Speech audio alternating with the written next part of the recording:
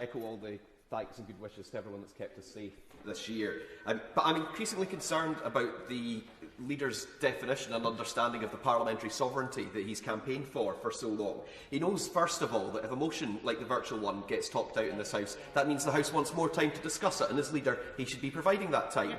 And now it seems that he wants to bring us back on a recall to bounce through the biggest decision about our future relationship with Europe that will define that relationship for decades to come. And this morning, Mr Speaker, he's issued guidance about how Members of Parliament should travel safely under the COVID restrictions, precisely because he recognises the risks that must be associated with it. So the solution to all of this is, like the Christmas lights on a tree, to switch back on the remote participation that we were able to use earlier in the year.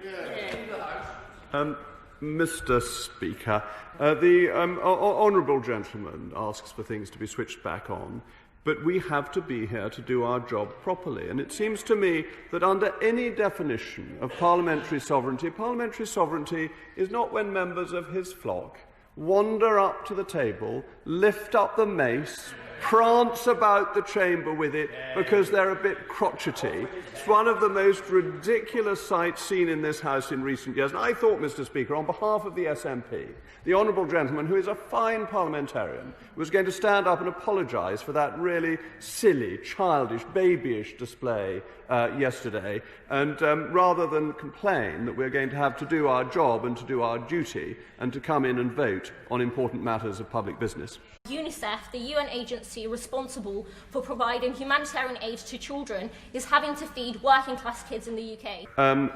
I think it's a real scandal that UNICEF should be playing politics in this way, when it is meant to be looking after people in the poorest, the most deprived countries in the world, where people are starving, where there are famines and where there are civil wars, and they make cheap political points of this kind, giving, I think, £25,000 to one council. It is a political stunt of the lowest order. Since 2010 to 2018-19, there are 100,000 fewer children in absolute poverty in this country. This is a record of successive conservatism, and UNICEF should be ashamed of itself. Well, I would say we're not a political organisation, we're a child rights organisation. And we've been working in the UK for many years. We reach over 2 million children each year.